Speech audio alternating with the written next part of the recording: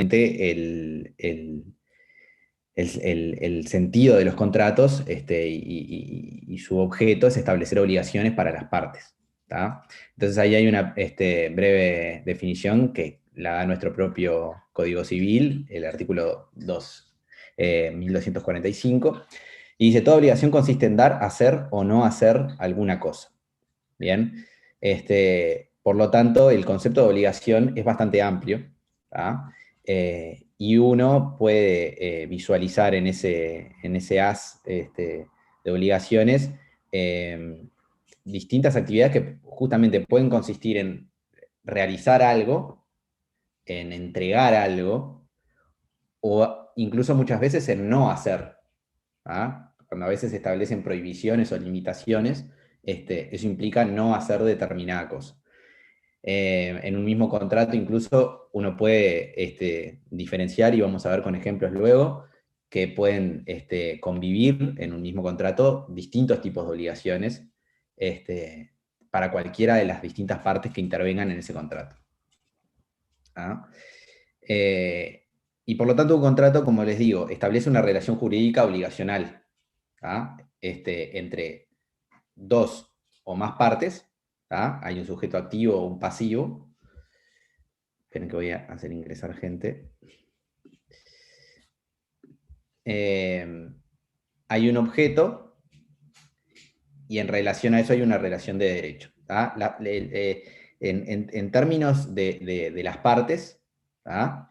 Yo por lo general voy a tener un sujeto activo, ¿tá? Que es el que obliga a, y un sujeto pasivo que es el sujeto obligado a.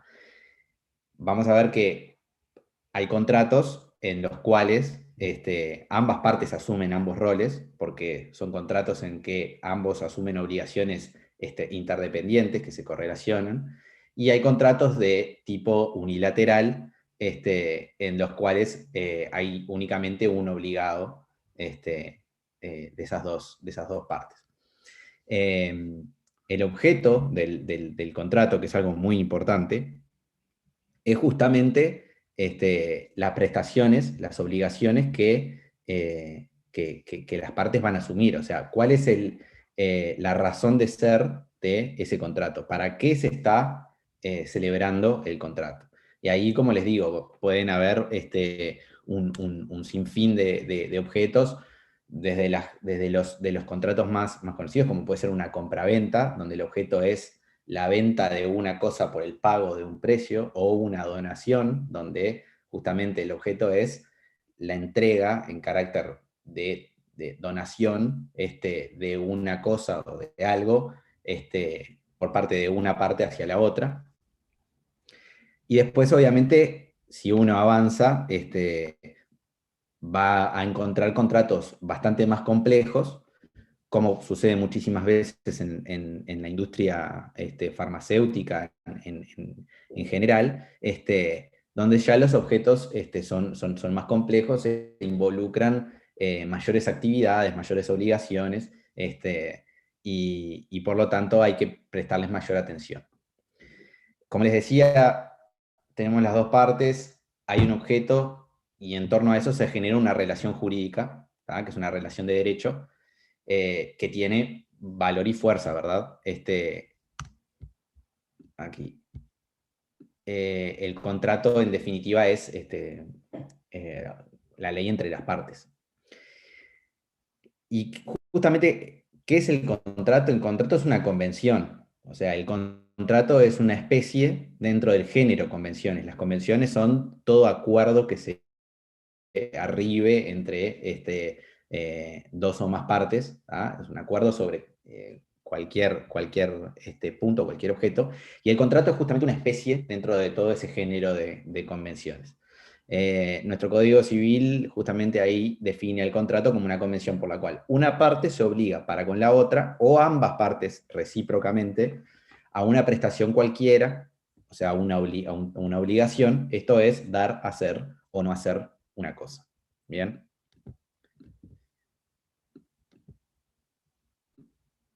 Y como yo les comentaba, ¿ah? Los contratos pueden ser clasificados en virtud de sus características.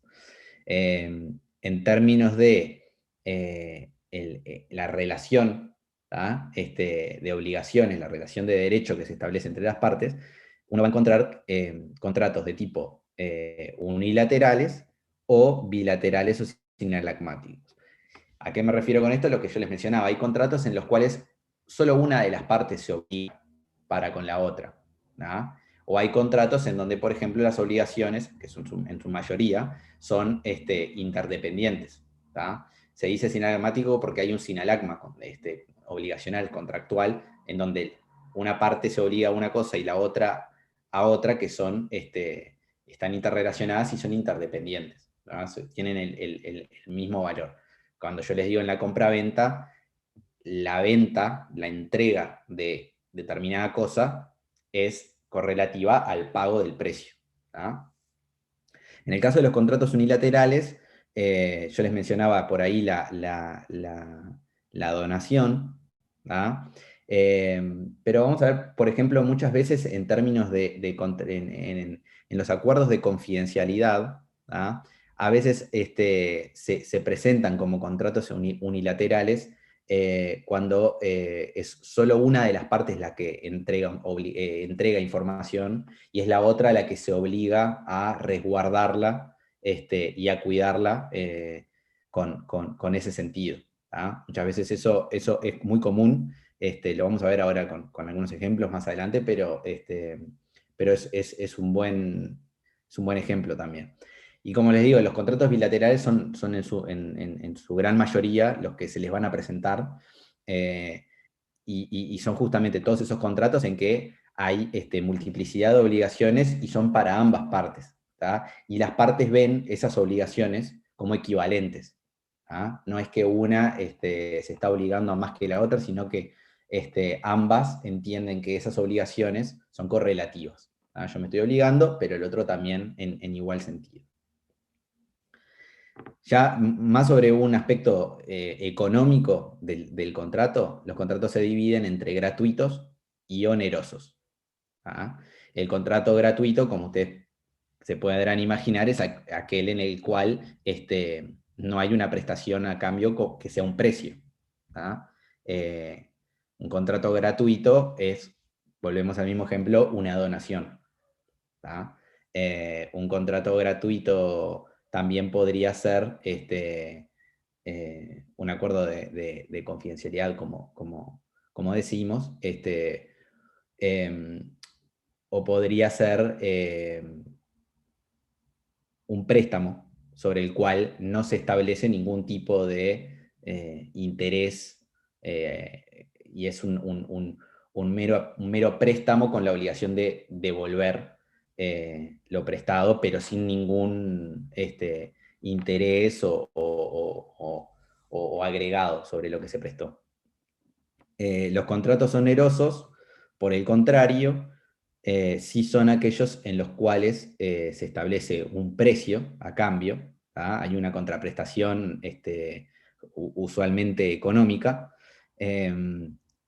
y son también la mayoría de los contratos que ustedes van a ver, incluso son la mayoría de los contratos que ustedes ven a diario. Ustedes cuando van al supermercado y compran algo, cuando ustedes se suben a un ómnibus, están celebrando contratos que son bilaterales, porque hay una obligación de ambas partes, y además son onerosos, ustedes pagan un precio, o si venden algo, lo mismo. Toda vez que ustedes contratan o los contratan, porque también les va a pasar, toda vez que ustedes sean contratados a futuro por algún servicio profesional que vayan a prestar, esos contratos son onerosos, porque el cliente, a cambio de los servicios profesionales, a ustedes les va a pagar un precio. ¿Ah? Si ustedes tienen que habilitar una farmacia, si ustedes tienen que asumir la dirección técnica de un establecimiento, cualquiera de ese tipo de servicios, a cambio de los servicios profesionales de ustedes, que es decir, esa es la obligación que ustedes asumen, va a haber una contraprestación que justamente sea el pago de un precio. Los contratos onerosos tienen una subclasificación. La primera de ellas es los contratos conmutativos y los aleatorios, esto es un aspecto un poco más técnico y lo voy a pasar un poco por arriba, pero los conmutativos son aquellos en los cuales el resultado económico del contrato es cierto y ya está determinado. ¿tá? Si yo a ustedes los contrato para hacer el registro de un producto, para hacer un registro de un medicamento, ustedes me van a decir, bueno, yo por esto te cobro X dinero, 1.000 pesos. Perfecto, yo ya voy a aceptar esa propuesta y el resultado económico de ese contrato ya sabemos que son 1.000 pesos y que eso es lo que yo voy a pagar en contraprestación por el servicio.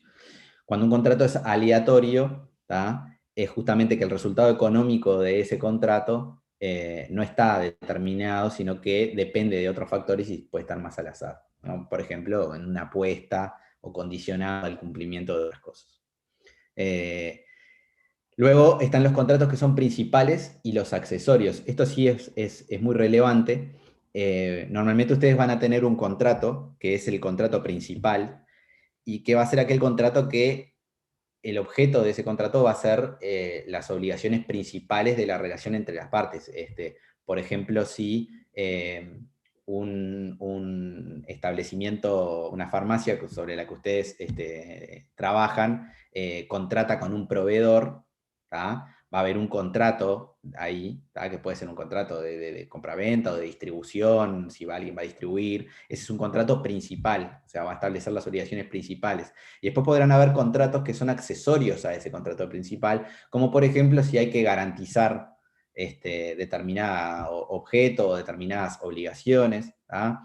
O si además se va a intercambiar información, entonces quieren hacer un acuerdo de confidencialidad que acceda a ese contrato principal. ¿tá? Ustedes se van a encontrar muchísimas veces que por la especificidad de las actividades que ustedes realizan, ¿tá? Y por los tecnicismos que hay, es muy común que las partes firmen un contrato principal y después tengan contratos accesorios o documentos que accedan a ese principal, que también lo vamos a mencionar ahora. Pero lo que me importa que retengan es justamente que en la práctica profesional de ustedes se van a encontrar con muchas de estas cuestiones, justamente por el tipo de industria. Y por último están, y esto también es importante, los contratos que se clasifican en contratos solemnes o los consensuales. Los contratos consensuales, que son, según nuestra ley, la regla, son aquellos contratos que se perfeccionan, o sea, se forman por el mero y simple acuerdo de las partes. ¿A qué voy con esto? Es que no hay ningún formalismo, no hay ninguna formalidad extra que la ley le exija a las partes, o sea, a nosotros, para celebrar ese contrato. Vamos con ejemplos. Desde lo básico, voy al supermercado y quiero comprar algo, perfecto. Tomo un producto, voy a la caja, lo presento, me lo cobran, pago el precio y me lo llevo. Mero acuerdo de partes. Yo estuve de acuerdo en agarrar un producto y comprarlo, y el supermercado en presentarme un precio que yo lo pague y listo. Cada vez que ustedes contratan un servicio, el servicio les hace una propuesta que puede ser escrita o puede ser verbal, y si ustedes están de acuerdo, lo contratan, pagan el precio, se realiza el servicio y está pronto. Una consultoría, cualquier tipo de esas actividades. En esos casos no hay ninguna formalidad. El contrato puede ser verbal o escrito, no importa, eso es indiferente. La escritura en un contrato no necesariamente es una formalidad, es simplemente un medio de prueba. Yo puedo ponerme de acuerdo de forma verbal con alguien, o podemos escribirlo y redactarlo y firmarlo de forma simple, y eso no es una formalidad. Todo ese tipo de contratos son contratos consensuales. Ahora bien, hay una serie de contratos, ¿tá? Que la ley, o cuando digo la ley, no tiene por qué ser justamente el Código Civil, ¿no? A veces es el Código Civil, o a veces son leyes específicas, o a veces es la administración, es el Estado, que establece determinadas formalidades. Hay algunos contratos que tienen formalidades para tener validez, para que sean válidos, para que sean ejecutables y además sean aceptados frente a terceros, tienen que ser realizados con determinadas formalidades. El ejemplo más típico es la compraventa de inmuebles. Si ustedes tienen que comprar o vender un inmueble, una casa, un apartamento, y si alguno ya participó lo sabrá, es obligación hacer eso por escritura pública, hacer ese contrato por escritura pública. ¿Qué significa eso? Que tienen que llamar a un escribano, el escribano tiene que realizar una escritura pública, que es un documento con determinadas características, tiene que certificar las firmas de las partes, del comprador, del vendedor, de todos los intervinientes, y bueno, y ese documento además lo tiene que presentar en el registro e inscribirlo. Existe toda una formalidad para que ese contrato tenga validez. De lo contrario, si yo lo hago de palabra o si yo lo escribo en un papel así nomás, ese contrato va a ser inválido. El que está comprando esa casa en realidad no la está comprando, porque ese contrato es nulo. Este tipo de formalidades hago hincapié porque también es muy común que a ustedes a veces se encuentren con estos requisitos de forma. De vuelta, lo vamos a ver con ejemplos luego, pero muchísimas veces, por ejemplo, en la certificación de firmas, ¿todos tienen en claro qué es la certificación de firmas? ¿Saben qué es una certificación notarial de firmas? Yo no sé, no. Bien, los escribanos, son escribanos porque dan fe pública. Dar la fe pública es que el escribano tiene la potestad de demostrar al público, a terceros, que determinada cosa es así, o que determinada persona hizo tal cosa. En concreto, firmó un documento. Perdona, Guille, Cuando verdad sí, lo que quiere decir. Lo que ellos dicen que es verdad.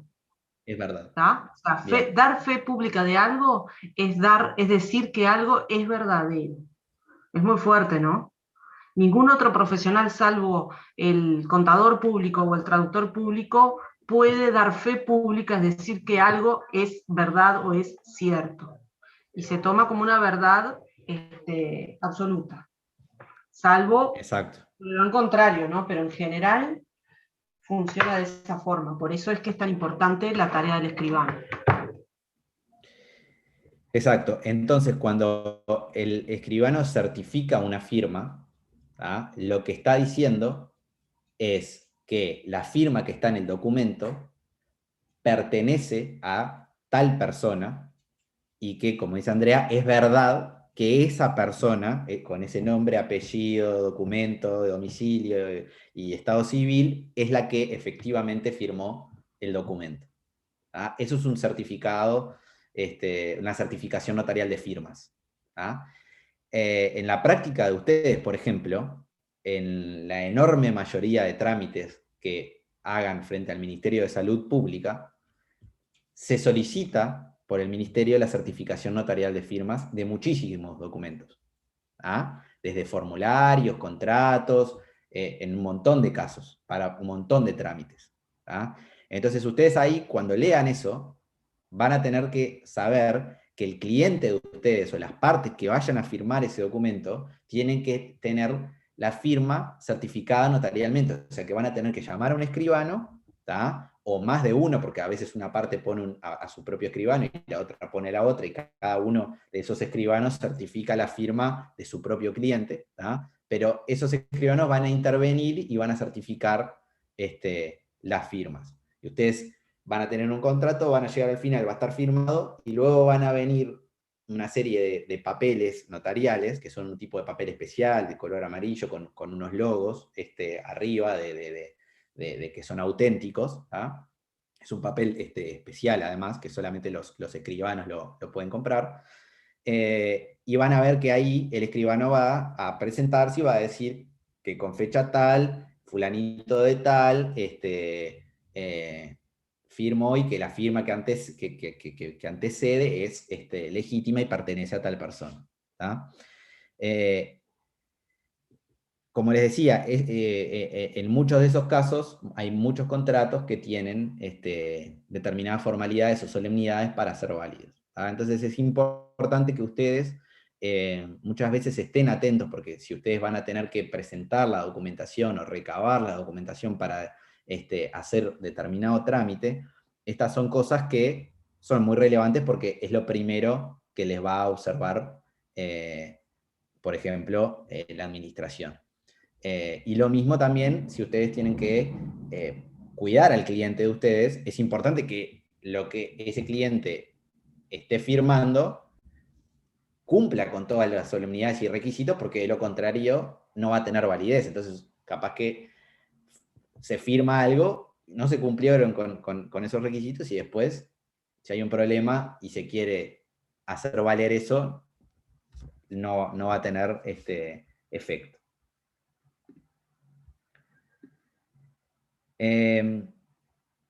Luego, como les decía, esas son clasificaciones de contratos, pero que son bastante ilustrativas para orientarlos. Ahora bien, hay una serie de elementos, independiente de si el contrato es consensual o solemne. Estos son elementos que son comunes a todos los contratos, son requisitos de eficacia de los contratos. Estos elementos tienen que sí o sí estar presentes en cualquier tipo de contrato, para que ese contrato sea un contrato válido y que pueda ser ejecutado. El primero de ellos es el consentimiento de las partes, es decir, el acuerdo entre las partes. Tiene que existir un consentimiento libre de ambas o de todas las partes en celebrar ese contrato. Esto obviamente, como se podrán imaginar, significa que una de las partes no tenía un revólver en la cabeza para firmar ese contrato, o que no estaba sometida a ningún tipo de presión ajena para celebrar el contrato en cuestión. Además, las partes tienen que ser capaces. Eso seguramente algunos recordarán. La capacidad legal en Uruguay es, ¿se acuerdan a partir de qué edad?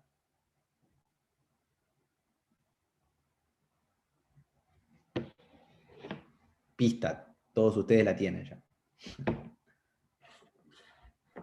18 años. Sí, 18. Sí, correcto. Exacto. Las partes tienen que tener capacidad legal para obligarse, o si son menores deben estar acompañados de, bueno, padre, madre o tutor, para otorgar ese contrato. Pero a los efectos de la clase de hoy, que estamos viendo tipos de contratos específicos, las partes tienen que ser capaces, y además, si ustedes están firmando contratos con empresas, con personas jurídicas, tienen que controlar que la persona física que firma en representación de esa empresa efectivamente represente a esa empresa. Porque es muy común en la práctica que ustedes se vinculen con empresas, y sean empresas grandes o chicas, a veces la persona con la que ustedes están negociando o hablando tiene poder de decisión en la interna de la empresa, pero no siempre es representante legal de la empresa. Pasa muchísimo. En empresas grandes o en chicas, sobre todo en las grandes, que son efectivamente muy grandes, y ustedes a veces están hablando con el gerente de marketing o están hablando con el gerente de planta, etcétera, y esa persona tiene un puesto gerencial muy alto y tiene poder de decisión, pero está lejos de poder representar y firmar un contrato por la empresa. ¿Ah? Entonces, y esto es muy importante también, al igual que lo que les vengo de mencionar de la certificación de firma, igual de importante es previo a la certificación de la firma, muchas veces saber si el representante de la otra entidad efectivamente lo representa. ¿Y cómo yo puedo saber eso? Pidiéndole un certificado notarial de representación a la empresa. ¿Tá? El certificado notarial de representación es también un documento que emiten los escribanos, ¿tá? También en papel notarial. Y es un documento en el cual el escribano observa y estudia la documentación de una sociedad, ¿tá? Y da fe, como decíamos, dice que es verdad la existencia de la sociedad y quién es o quién es el representante y administrador de esa sociedad. ¿Ah? Entonces, si ustedes están, por ejemplo, tratando con una empresa y le piden el certificado, bueno, ahí les va a venir un documento, ¿ah? En donde va a decir que fulanito de tal, por ejemplo, fue electo director, fue electo presidente del directorio de la sociedad y por lo tanto representa. ¿Ah? ¿Qué significa? Que solamente esa persona que figura ahí puede firmar un contrato y que ese contrato obligue a esa otra empresa. ¿Ah? Esto, créanme, es muy importante, muy importante. Ustedes el día de mañana cuando se desempeñen en una empresa propia, ajena, en un organismo público o privado, internacional, lo que sea, ¿tá? Si están vinculados a cualquier área que esté relacionada a lo contractual, ¿tá? Es muy importante que ustedes presten atención a estos aspectos. ¿Tá? Porque muchas veces, también en las empresas, si no tienen asesores legales internos, o tienen externos pero no los quieren molestar o contratar para cuestiones más administrativas, derivan estas tareas en funcionarios técnicos como perfectamente pueden ser ustedes. ¿Tá? Entonces esto es bastante importante. Luego, el objeto del contrato tiene que ser lícito, ¿tá? Y suficientemente determinado, es decir, yo no puedo hacer un contrato cuyo objeto sea un delito, ¿tá? O un ilícito, esto es bastante obvio. Y además tiene que estar determinado, yo no puedo hacer un contrato que no se entienda para qué es. ¿Tá? Tiene que ser algo concreto y estar o bien redactado o bien claro en el acuerdo qué es lo que se está contratando. Y bueno, la licitud de la causa inmediata de la obligación está un poco vinculado a la anterior y la solemnidad es algo que ya lo mencionamos. En los casos en que exista una solemnidad, ¿verdad? Recuerden que la enorme mayoría de los contratos no tienen solemnidades y por el mero acuerdo de partes no significa que no lo puedan hacer por escrito, pero por ese mero acuerdo y la firma de las partes de forma simple ya es válido el contrato. ¿Hasta acá alguna duda en particular? No, todo bien. Claro. Ok. Bueno, esto ya lo mencionamos un poco, pero como les decía, el efecto jurídico de los contratos, una vez que tienen todos los requisitos que venimos de conversar, es que cuando están legalmente celebrados, es la ley entre las partes, forman una regla de derecho en el que las partes que intervienen en ese contrato se tienen que someter. ¿Ah? Si una parte incumple, ¿tá? Con alguna de las obligaciones que asumió en ese contrato, la otra, ¿tá? Tiene derecho a, ya sea ejecutar ese contrato de forma forzosa, es decir, pedirle a un juez que obligue a la otra parte a cumplir, o puede dar por terminado ese contrato y ahí además evaluará si esa terminación que se vio forzado a hacer le causó un perjuicio, y por lo tanto sí tiene derecho a reclamarle ese perjuicio, ese daño a la otra parte.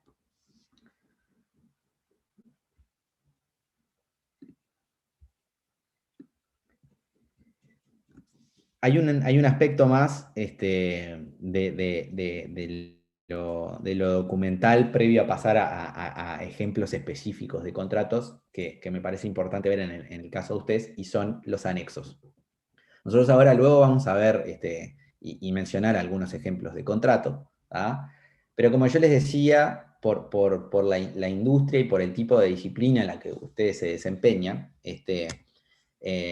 los contratos tienen y guardan un nivel de complejidad y de tecnicismo que muchas veces lo más prolijo, lo más conveniente y el mejor método es trabajar con documentos anexos al contrato. ¿Tá? Los anexos son documentos, ¿tá? que pueden ser de índole muy técnica o de índole más de detalle, ¿no? Puede ser listados o algo más instrumental, pero son documentos que van anexos a los contratos, pero que además forman parte del contrato en sí. Incluso eso se prevé de forma expresa siempre, de que los anexos se mencionan, se enumeran, se les pone un título, se los menciona en el contrato y se dice que además integran y forman parte de ese mismo contrato. E incluso los anexos son firmados también por las partes. ¿Ah? Ustedes van a ver que firman el contrato al final, y además también los anexos es una buena práctica que las partes lo firmen también, porque eso demuestra de que también hubo un acuerdo sobre esos documentos y que además son conocidos para ambas partes, ¿no? Porque el día de mañana, si no, uno puede venir y decir, ah, no, yo ese anexo, la verdad que no lo conocía, no sabía de qué era. ¿Tá? Este tipo de documentos, ¿tá? Es algo también muy, muy común en la práctica de ustedes. Incluso es muy posible que a veces ustedes no tengan contacto con el contrato, o que tal vez tengan contacto pero no tengan una injerencia, o sea, una influencia grande sobre el contrato principal, pero sí sobre los anexos. ¿Ah? Porque justamente los anexos a veces son documentos ya de índole técnica, que pueden ser planes de trabajo, pueden ser especificaciones, pueden ser procedimientos, pueden ser requerimientos de trabajo, metodologías, pueden ser inventarios de bienes, ¿tá? Pueden ser cronogramas de actividades, ¿tá? Pueden establecer un sinfín de actividades de índole técnica que sí son más típicas para ustedes. ¿Ah? Entonces, por eso también es importante que ustedes conozcan esta faceta, porque va a ser muy común que ustedes lo vean. Y en los contratos de desarrollo, o en los contratos de la industria, es usual ver más de un anexo. ¿Tá? Por lo tanto, presten bastante atención a esto, porque es muy relevante. Yo acá ahora lo que les propongo es revisar un poco, y ahora sí ya bajando más todavía al terreno de ustedes, ver algunos tipos de contratos en la industria farmacéutica en general. Yo puse ahí un par. Andrés, si estás escuchando y se te ocurre otro, bienvenidos. Pero dos de los principales contratos que creo que son importantes que ustedes conozcan son los contratos de investigación y desarrollo de productos o materias, y también los contratos de fabricación, que son muy comunes en la industria. Hay otros contratos, Guillermo, que Eh, son bastante relevantes también, que están Dale. relacionados con los análisis de laboratorios de calidad, por ejemplo, que muchas veces son tercerizados. Entonces, también van a ver muy seguido, o sea, cuando el propio laboratorio no tiene un departamento de control de calidad, que mande a analizar fuera del laboratorio los productos o la materia prima. Entonces, también puede haber ese tipo de contratos. pero obviamente que puede haber múltiples contratos, ¿no? Y básicamente todos estos contratos, las generalidades que habló Guillermo hasta ahora, se les cumplen a todos. Lo único que tienen especificidades, ¿no? Pero bueno, por lo menos estos dos son como los más significativos. Esto que te digo Sí, de arrendamiento de servicios de laboratorio también es muy común. sí, y también si por ejemplo, estuvimos hace poquito, Patricia estuvo hablándoles de patentes y vimos varios aspectos de propiedad intelectual para aquellos que se dediquen también a esa área, que como lo mencionábamos es una área muy interesante también para el rubro de ustedes. También van a haber varios contratos de transferencia tecnológica muchas veces que son también del rubro. Van a haber licencias, sesiones de distintos derechos de propiedad industrial que vienen también al caso. Pero refiriéndonos un poco a estos contratos que mencionábamos, ¿tá? Eh, hay algunos aspectos que son como los aspectos claves o los más importantes, eh, y que aplican en general a estos 2 o 3 contratos que hablábamos, ¿no? A la investigación y el desarrollo, a la fabricación o a los análisis. Este, y por eso arranquemos por estos aspectos que son comunes y luego vemos alguna especificidad de cada uno de ellos. Un primer aspecto principal son las definiciones. ¿Tá?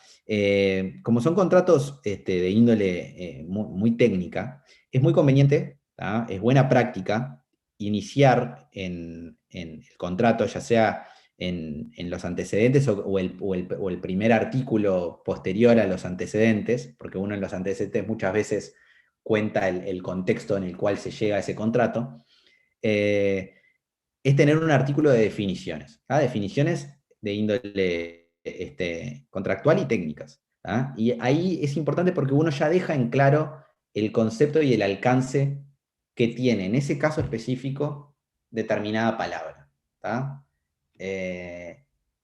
Van a definir cuáles son las partes, van a definir el contrato, pero van a definir también, por ejemplo, qué se entiende por buenas prácticas, o qué se entiende por productos, o qué se entiende por procedimientos, ¿tá? O qué se entiende por resultados, un sinfín de cuestiones técnicas que van a quedar en claro desde el vamos, ¿tá? Que como ustedes saben, ¿tá? Los contratos, como yo les mencionaba, es la ley entre las partes. Es decir, es una regla de derecho, es una norma. ¿Tá? Las normas son escritas. ¿Tá? Este tipo de contratos además son en su enorme mayoría escritos. Nadie define ni contrata con este nivel de tecnicismo por mera palabra. Y como escritos que son, están en lenguaje natural, están abiertos a interpretación.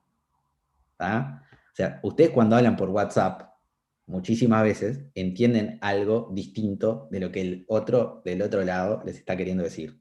Seguramente les pasa todo el tiempo. ¿Tá? Por eso WhatsApp inventó el audio. Y ahora estamos tan podrido el audio que lo podemos acelerar. Pero seguramente les pasó 1000 veces eso. ¿Y eso por qué pasa? Porque justamente está escrito en lenguaje natural y el lenguaje es interpretable. ¿Ah? Lo mismo pasa con un contrato, lo mismo pasa con las normas. ¿Ah? Entonces, para por lo menos achicar ese margen de liberalidad que pueda haber en una interpretación y que el día de mañana puede dar un problema grande en un contrato, es que se definen los términos de entrada. ¿Ah? Y ese es un primer puntapié en donde ustedes pueden tener algún bocado, como quien dice, sobre ese contrato, porque puede ser que si por ejemplo hay un departamento legal, los consulte a ustedes sobre cómo definir un término. ¿Ah? Luego, obviamente, vamos a tener, está más abajo, pero el objeto de los servicios y con sus especificaciones o procedimientos, ¿tá? O el objeto mismo de si es una investigación, cuál es el esquema de las actividades, cuáles son las etapas, ¿tá? Qué se espera de cada etapa, cuáles son los hitos, cuáles son los entregables, ¿tá? Una vez que termina cada etapa, cómo se cumple esa etapa, qué se entrega a cambio de esa etapa. Eso obviamente se traduce a cuestiones técnicas y científicas, ¿verdad? Eso también va a tener que estar muy claro. Y luego otros aspectos son la titularidad, por ejemplo, de derechos. Si estamos hablando de contratos de fabricación, los registros de los distintos tipos de productos, ¿tá? La propiedad intelectual que se involucre en ese contrato, si es una investigación o un desarrollo, por ejemplo. Bueno, ¿y el desarrollo de quién es? ¿A quién le pertenece la titularidad de ese resultado? ¿Y cuál es la titularidad de las cosas que se utilizaron para llegar a ese desarrollo? ¿Ah? Si ya es otro tipo de contratos más de la industria, si es de fabricación, si es de distribución, perfecto, y las marcas involucradas, las puedo usar, no las puedo usar, de quién es, ¿ah? Las fórmulas, el know-how, porque a veces yo puedo tener una fórmula, pero también está el know-how de cómo hacerlo, ¿ah? Todos esos aspectos tienen que quedar en claro, ¿ah? La confidencialidad de la información, como lo vimos, la confidencialidad, como yo les decía, uno puede tener un acuerdo de confidencialidad cuyo objeto de ese contrato sea pura y exclusivamente establecer obligaciones de confidencialidad, ya sea que las dos partes lo asumen o una sola se obliga, o la confidencialidad puede ser una cláusula más y una obligación más dentro de un contrato. ¿Ah? Eso también puede perfectamente pasar. Y dentro de un contrato puede obligar a una sola de las partes o a las dos partes. Y va a depender obviamente del tipo de relación. A veces hay solo una de las partes que entrega información. O a veces, por el tipo de relación, ambas partes van a conocer aspectos confidenciales del negocio de la otra. Y como ya les había mencionado, los anexos técnicos, ¿tá? En donde ustedes van a seguramente intervenir porque van a diseñar los cronogramas, los procedimientos, los insumos, los listados de materiales, ¿tá? Hay las cotizaciones, ¿tá? Hay un montón de aspectos, ¿tá? Que, como les decía, se dejan en anexos y eso muchas veces se hace a conciencia, se hace por gusto, por voluntad, por varias razones, por la especificidad que yo les mencionaba, y también porque cuanto uno a veces menos carga un documento, ¿tá? Y a veces lo divide, ¿tá? Y además eso también se permite trabajar en distintos grupos, cuando uno a veces carga menos un documento, también es muchas veces más fácil negociarlo y acordarlo. Entonces muchas veces las empresas prefieren centrar los aspectos claves en el contrato, ¿tá? Y poder ponerse de acuerdo y sacar el negocio adelante, y dejar que los técnicos trabajen sobre los distintos anexos. Porque si no, imaginen que si uno mezcla todo, además de que a veces queda como una ensalada de fruta, ¿tá? Va a tener un sinfín de técnicos distintos, de mesa, de gente, hoy ya de mesa no porque no nos podemos ver, pero un montón de computadoras conectadas, para ponerse de acuerdo todo sobre un mismo documento. Entonces hay mayores probabilidades de que ese negocio quede trunco y se pierda de que salga adelante. ¿Ah? ¿Tenemos alguna duda hasta acá? ¿O comentarios o preguntas? Yo por ahora no.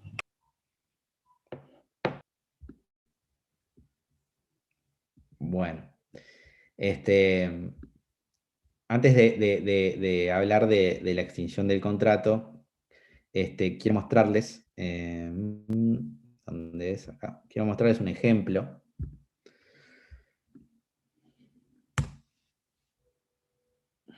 Están viendo ahí el contrato, ¿verdad? Sí. Sí, lo vemos. Ok. Este es un ejemplo que traje, el cual obviamente le cambia algunos datos, pero es un contrato de fabricación, ¿tá? En el cual un laboratorio, ¿tá? Contrata, o una empresa, mejor dicho, contrata a un laboratorio para que le fabrique una serie de productos. ¿Ah?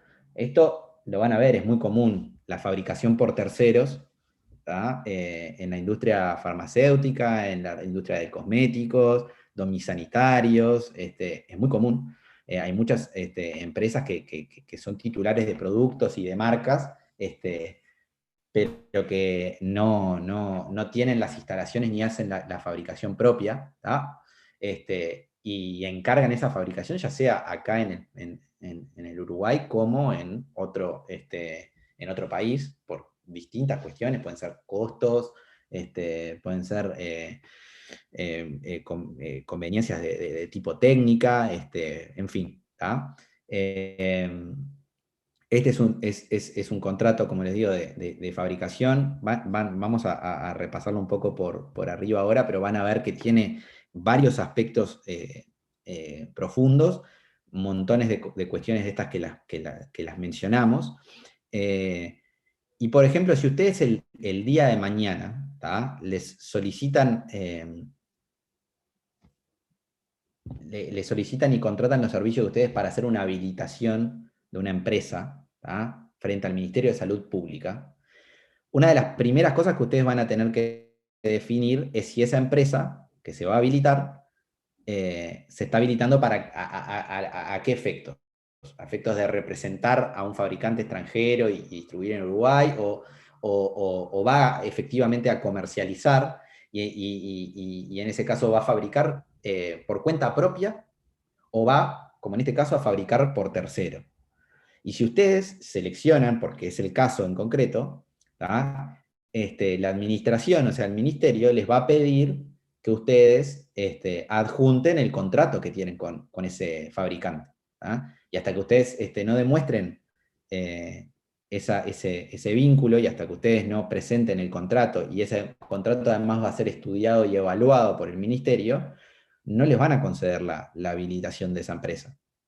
Mucho menos los registros de los productos, si la empresa no está habilitada, ¿verdad? Entonces, bueno, acá como ven, está una parte inicial de presentación de las partes. Tenemos por un lado una sociedad anónima que es el fabricante, con sus datos de comparecencia, ¿no? La inscripción en el RUT, el domicilio, el representante, identificado con su cédula en calidad de apoderada. Esto significa que esta persona tiene un poder para representar a esta sociedad anónima. Como yo me entero de que esta persona puede representar a la sociedad anónima? Porque justamente solicito que me muestren un testimonio de ese poder. Un testimonio es una copia fiel. O sea, el escribano va, toma el original y hace una copia, y da fe de que ese documento es una copia fiel del que es original y nos lo envía. Y por otro lado voy a tener al contratante, al cliente principal, que es el que contrata al fabricante para que le haga desarrollos de productos. Como ven, además están identificados los directores técnicos, en este caso, de las distintas empresas, porque también tienen que firmar el contrato al final. En el Ministerio de Salud Pública también controla ese aspecto. Siguiendo, como yo les decía, tenemos una primer cláusula de definiciones y de anexos, porque además también en este caso se especificaron los anexos. Y acá, como yo les decía, van a ver todo tipo de definiciones. Por ejemplo, ¿qué se entiende por autoridad sanitaria o gubernamental? Y dice, significa cualquier agencia, órgano legislativo, comisión oficial o de otro medio de cualquier gobierno, cualquier país, gobierno federal, etcétera, etcétera. Batch record, certificado de análisis, convenio o contrato, especificaciones de fabricación, GMP, know-how, marcas, materiales, bueno, un sinfín. Como yo les decía, todos estos términos quedan específicamente definidos a los efectos de este documento. Entonces, el día de mañana, si alguien tiene una duda sobre cuáles eran los productos que este contrato se celebró para fabricar, va a ir acá y va a decir productos. Son aquellos fabricados por el fabricante y distribuidos bajo las marcas comerciales de Blue Magic, conforme descritas en el anexo 1. O sea que va a ir al anexo 1, que fue el que firmaron las partes, y va a mirar los productos que están ahí. Si no está ahí, no integra este contrato. ¿Ah? Salvo que haya sido agregado por un procedimiento posterior y un nuevo anexo. Pero si eso no ocurrió, son solamente los productos que están en ese anexo y más nada. Bueno, y como les decía, los anexos, en este caso también acá están identificados, hay una serie de productos y especificaciones de ellos en el anexo 1, hay procedimientos operativos, hay una certificación de buenas prácticas del fabricante, y hay un precio que se establece para cada uno de los productos, y que es la referencia justamente de los precios del contrato. Disculpa, ¿te puedo hacer una Cuando pregunta? avanzamos y vemos, Tú dijiste sí, que es una buena sí, práctica que claro, ambas todas. partes firmen los anexos, pero ¿es, digamos, obligatorio? Por ejemplo, si en ese caso anterior, donde se referencia al anexo 1, vas al anexo 1 y no está firmado por alguna de las partes, ¿qué pasaría ahí? Mirá, es buena tu pregunta. A los efectos regulatorios, el Ministerio de Salud Pública controla que estén firmados los anexos.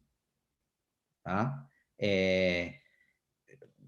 Está buena tu pregunta, porque una cosa que es importante que entiendan es, hay contratos que se firman entre empresas o entre organizaciones, que queda entre esas partes, ¿no? O sea, no es necesario presentarlos a un tercero, que puede ser la administración o puede ser otro organismo.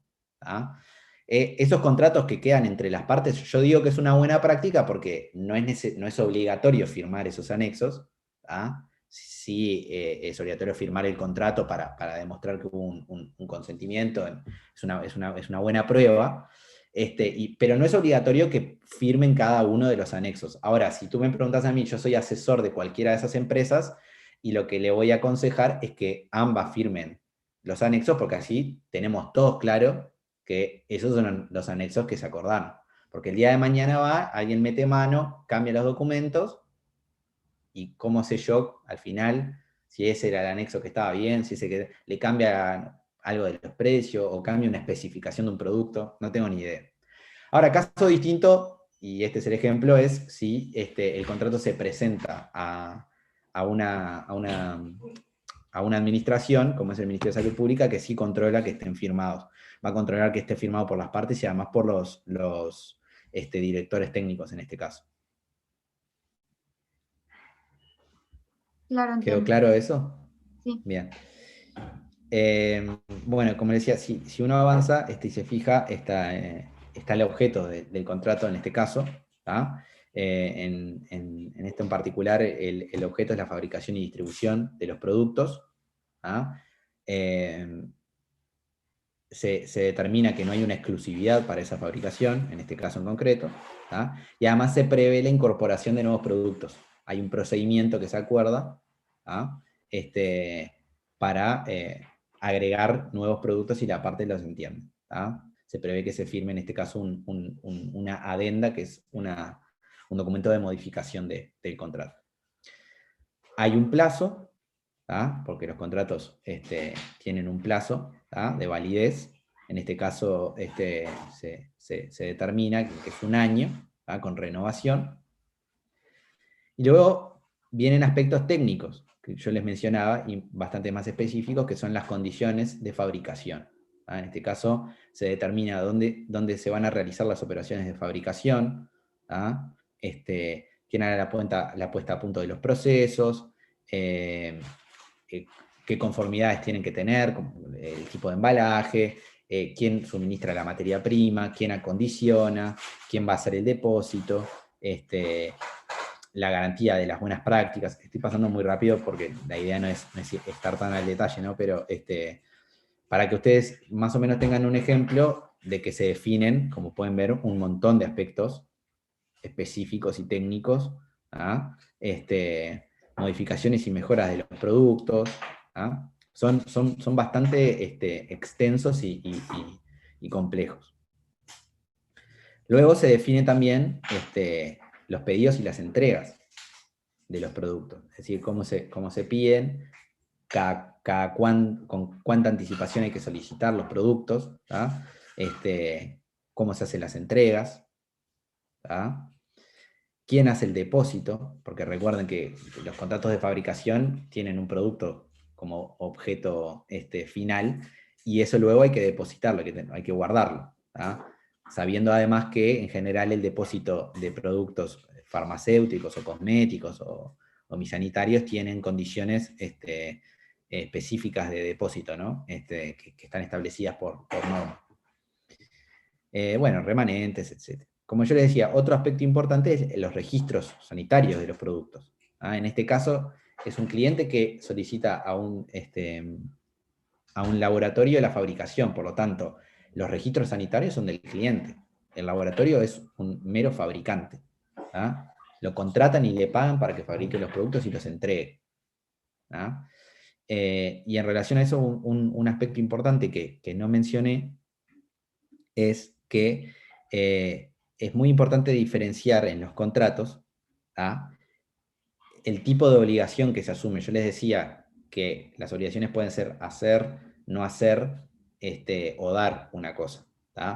Pero hay una subcaracterística de esas obligaciones, que son las obligaciones de medios y las obligaciones de resultado. Las obligaciones de resultado, como le indica su nombre, son aquellas obligaciones que, asumidas, obligan a la realización y la concretización de un resultado. Yo, si me obligo a fabricar y entregar un producto, efectivamente me estoy obligando a un resultado. Tengo que lograr fabricar y entregar ese producto.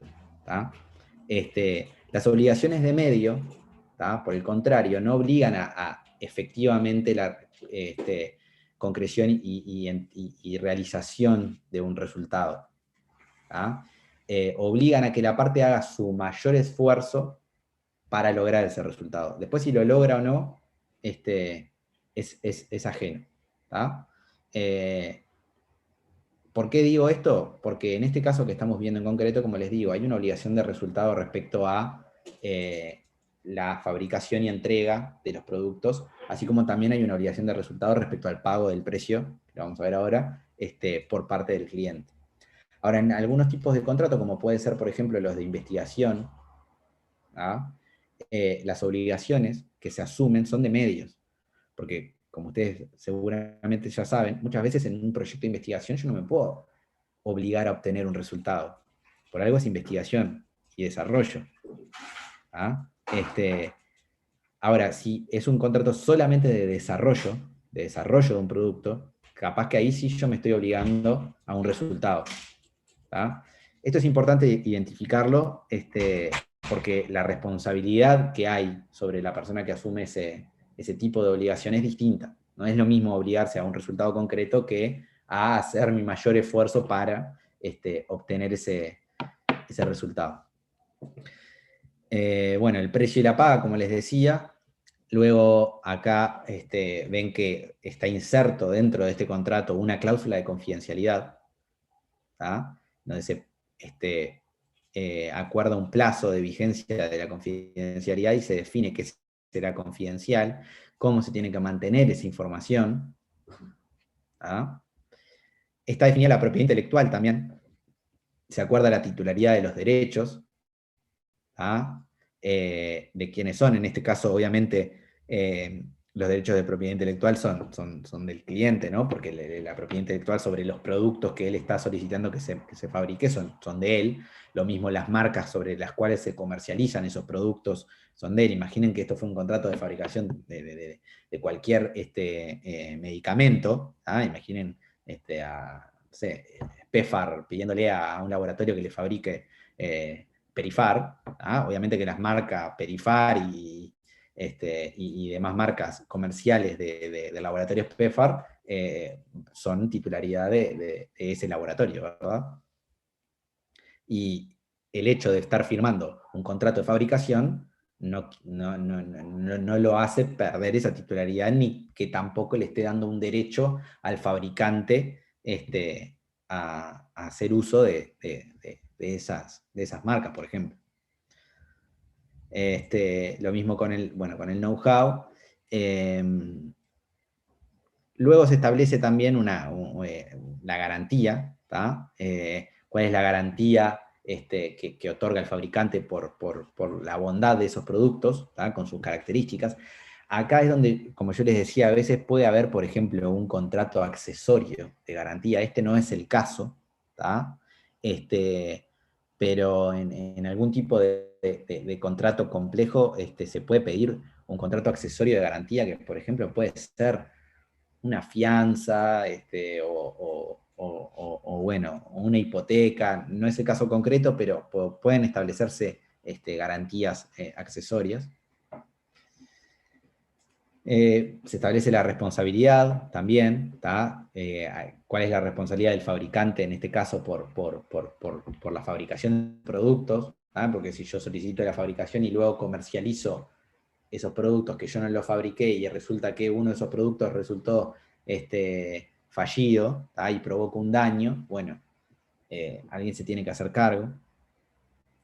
El eventual retiro de los productos, ¿tá? Esto puede pasar, ¿tá? En cualquier tipo de productos, como ustedes saben, a veces puede haber un lote o un batch que sufrió algún problema y por lo tanto hay que retirarlo del mercado. ¿Quién se hace cargo? ¿Cómo se hace ese procedimiento? Luego se pacta las causales y los procedimientos de rescisión, de terminación del contrato. Esto es común a todos los contratos, lo van a ver siempre, ¿tá?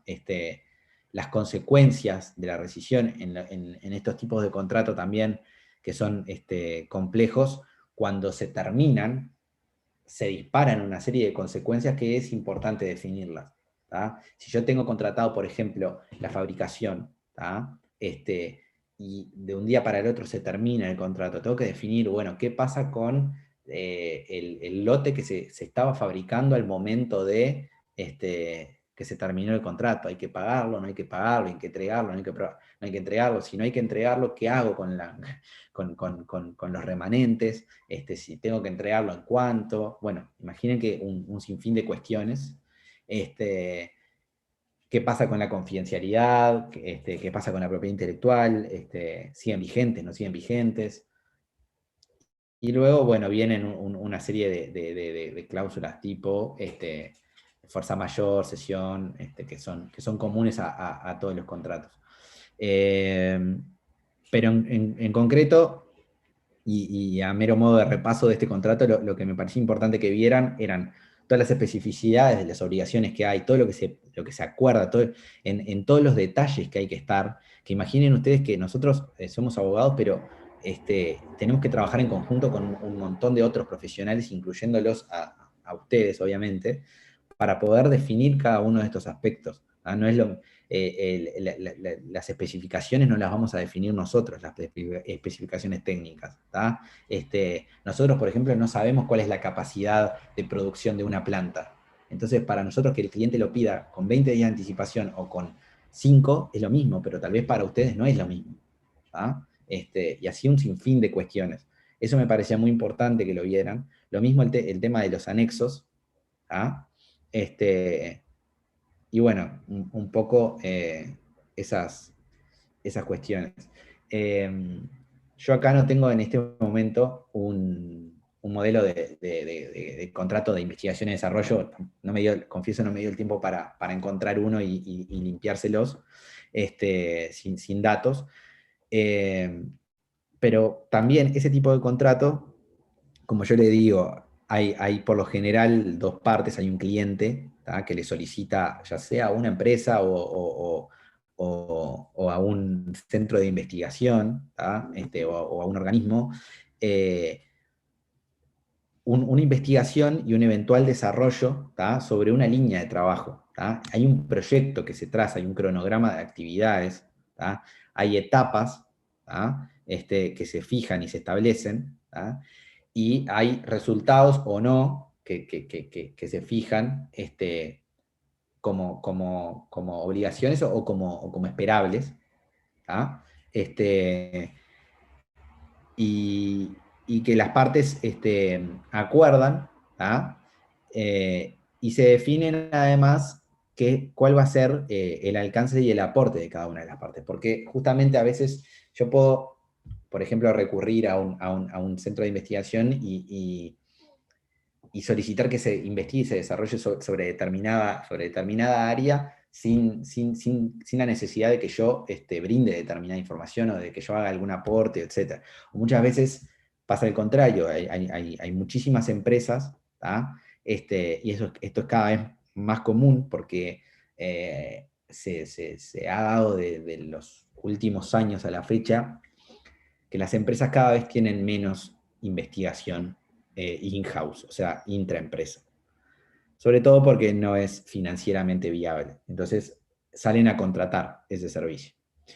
Y para eso es necesario que ellas brinden a sus contrapartes una serie de información o productos o aporten materiales o que pongan referentes técnicos también a trabajar en conjunto. Entonces todas esas cuestiones se detallan en el contrato. Y como les decía, se establece también la responsabilidad de las partes, si las obligaciones que se asumen son de medio o son de resultado. Si no se puede asegurar un resultado, quien esté a cargo de la investigación va a tener que tener bastante ojo en que quede claro de que eso es así. Muchas veces van a ser ustedes. Y lo que me quedaba por último por mencionarles es cómo se extinguen o se terminan los contratos. Y acá hay varias opciones. La primera y la más común de todas es que las partes cumplan las obligaciones por las cuales se obligaron y por lo tanto se dé por terminado el contrato, ya sea porque se cumplió el plazo del contrato, se fabricaron los productos y se pagó el precio, porque se contrató una investigación y bueno, se llevó a cabo el plan de trabajo y se logró un resultado o no, pero se realizaron todas las actividades que se habían obligado por una parte y se abonó el precio por la otra, en fin, se cumplieron las obligaciones en definitiva. Otra opción es que haya un mutuo acuerdo de partes, un consentimiento mutuo de las partes en poner fin al contrato, que puede ser de forma anticipada o puede ser ya sobre el final, pero es un acuerdo en que ambas se ponen en consonancia de extinguir ese contrato. Y si hay discrepancias, ya sea por incumplimiento, ya sea porque no queda claro cuándo se extingue un contrato, esas discrepancias, luego de que se haya intentado resolverlas de forma amigable, se pueden someter a la justicia a través de un proceso judicial. Y ahí, bueno, entrarán otras cosas en juego y bueno, ya será bastante más terreno de abogados. ¿Dudas, comentarios, preguntas? Ponemos un ejemplo, no tiene nada que ver con lo que pusimos, ¿está? Es una cosa totalmente distinta. Yo les pongo así. Usted es director técnico del Ministerio de... perdón, director técnico no. Usted es inspector del Ministerio de Salud Pública. Y llega a la farmacia, no sé... El arbolito. El arbolito, Sociedad Anónima, a hacer una inspección por una denuncia. ¿Está? Entonces le pido, redacte, ¿verdad?, el acta de inspección de esa farmacia considerando que se infringieron las siguientes normas. Le pongo cuáles son las normas que se infringieron. Entonces tenés que redactar lo que tú constataste. Es un ejemplo. ¿Se entiende? Si yo te digo que infringe el decreto ley 801/86, artículo primero, literal C, vas a tener que ir a ver qué dice. Y entonces ahí vas a inventar qué fue lo que constataste. ¿Entendés? Sí. Entonces vas a tener que hacer un acta. O sea, yo invento lo que vi en la inspección, eso no me lo van a decir. Claro, yo te estoy diciendo que se infringe tal norma. Entonces, si se infringe tal norma, vos vas a tener que inventar por qué se infringe. O sea, leer qué dice tal norma e inventar qué se infringió dentro del parámetro de lo que te dice ese artículo. Suponete que fuera medicamentos vencidos, no se estoy inventando, que diga eso. No va a decir que encontraste tantas cajas de decime un producto. No, el ejemplo que yo les puse en clase, suponete que te dice, usted constató que no se cumple con el artículo 10 del decreto 801/86. Ahí te dice que es las condiciones del local, del laboratorio, qué sé yo. Entonces podés poner que constataste que había un inodoro en el laboratorio, que fue el ejemplo que yo les puse, de la vida real. Pero podría ser otra cosa. Podría ser que encontraste, no sé, no Y sé, muestras médicas, por ejemplo. la mesada rota. Por eso te digo, eventualmente podríamos tener, hay 80 alumnos inscritos, 80 casos distintos. ¿Me explico? Es que deberían ser 80 casos distintos. Alguna cosa puede ser muy parecida porque se le imaginan lo mismo, pero lo que te quiero decir es que o sea, si yo infrinjo determinada norma, y la norma lo que dice es que tengo que tener un laboratorio de tal manera, ¿me entendés? Que tiene que tener determinadas cosas, y lo que estoy infringiendo es esa norma, vos podés decir que falta la pileta en el laboratorio, podés decir que hay un water en el laboratorio, podés decir que hay una rata en el laboratorio, podés decir que el piso del laboratorio está roto, podés decir que el laboratorio no tiene ventilación. Y son todas infracciones. Eso es lo que queremos, que ustedes vean la norma y si te pido una infracción, que me inventes una infracción. Si sos inspector, ¿no? Claro, no me lo imaginaba así. Bueno, ahora imagínatelo. Si te Perfecto. toca que sos director técnico, en vez de constatar una infracción, vas a tener que defenderte. ¿Entendés? Y te vas a tener que defender de alguna manera si te dicen que hay algo que no está bien. ¿Y cómo te defendés si te dicen si tenés un water en el laboratorio? ¿Y a vos qué te parece? ¿Qué harías? No sé. No, honestamente no sé, hay que ser muy creativo para defenderse de eso. Y no, pero podés decir, bueno, lo desinstalo, que fue lo que sucedió en mi caso. Así te Ah, defendés. podés hacer eso, desinstalar. Bueno, Obvio. Una opción es desinstalarlo, otra es decir, bueno, hago un baño para hombres y otro para mujeres y construyo el laboratorio en otra parte. Sí. Por ejemplo. Y a esta hora se se me terminan las alternativas, pero podría haber alguna otra. Pero nunca podés, por ejemplo, sacar la culpa, sacar que es tu culpa. Por ejemplo, ahí yo no estaba cuando lo pusieron. O sea, esas cosas no se pueden decir nunca. Y, Lara, no podés decir eso porque vos sos el director técnico. Si yo te digo que sos el Claro, director técnico y querés habilitar la farmacia, no podés decir la culpa la tiene el arquitecto, tenés que arreglarlo. por más que tenga la culpa, igual lo tenés que arreglar. claro. O sea, sos el director técnico, sos el que arregla las cosas. Entonces no te estoy acusando de que te equivocaste. Ahí sí tendrías que defenderte. Pero digo, si yo te estoy diciendo que falta algo, me tenés que decir cómo lo arreglás. Y ahí tenés que ser creativo. Y muchachos, en la vida práctica esto es lo que pasa. El cliente llama y les dice, me acaban de dar vista de que está roto esto. Bueno, arreglémoslo. ¿Cómo lo arreglamos? Bueno, hay 2 o 3 soluciones para arreglarlo.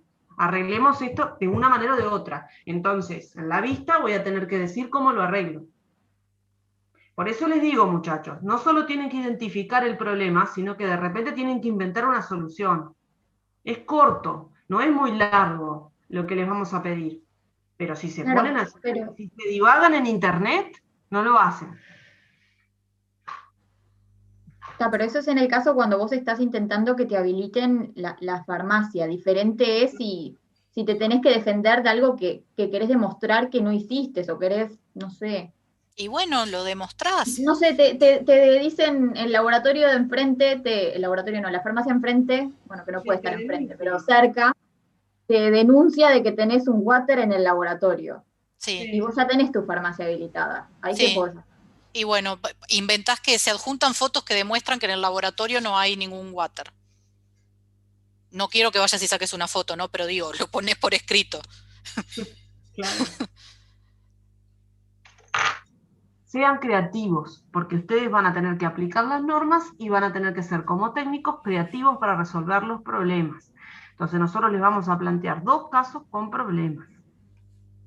Y van a involucrar todas las normas que vieron.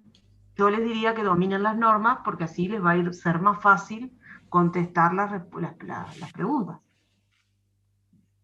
¿Se entiende a dónde vamos? Sí, se entiende. Bueno,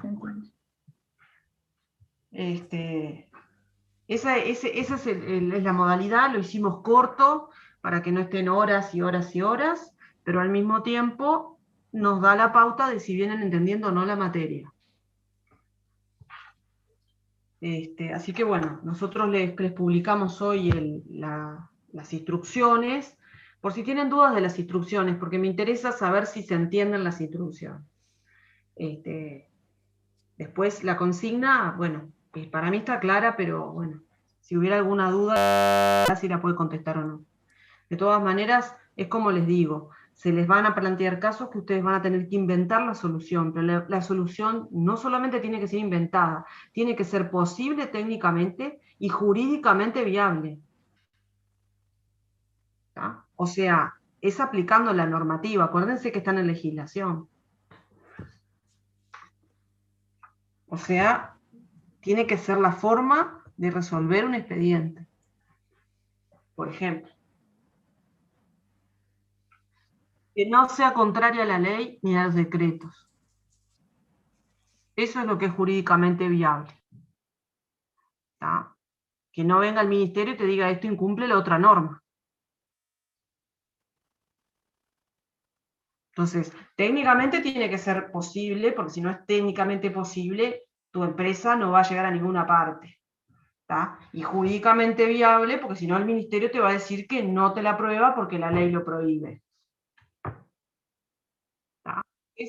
Sean creativos, inventen lo que tengan que inventar, porque así es como van a vivir si son directores técnicos, buscando soluciones creativas. Por supuesto, a veces se les ocurre más de una solución, y cuando se te ocurre más de una solución, lo ves con tu cliente, ¿no? Le planteas todo, pero en el caso nos importa que una sola solución la planteen ahí. Elijan la que más les gusta, la que más les divierta, y nos plantean esa solución. Lo bueno que tiene es que no tienen límite, porque podría ser una solución carísima.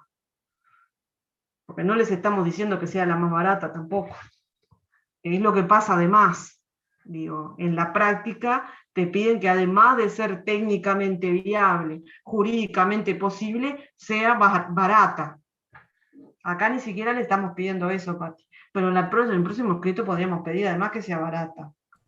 Sí, sí, eso sí sería la vida misma.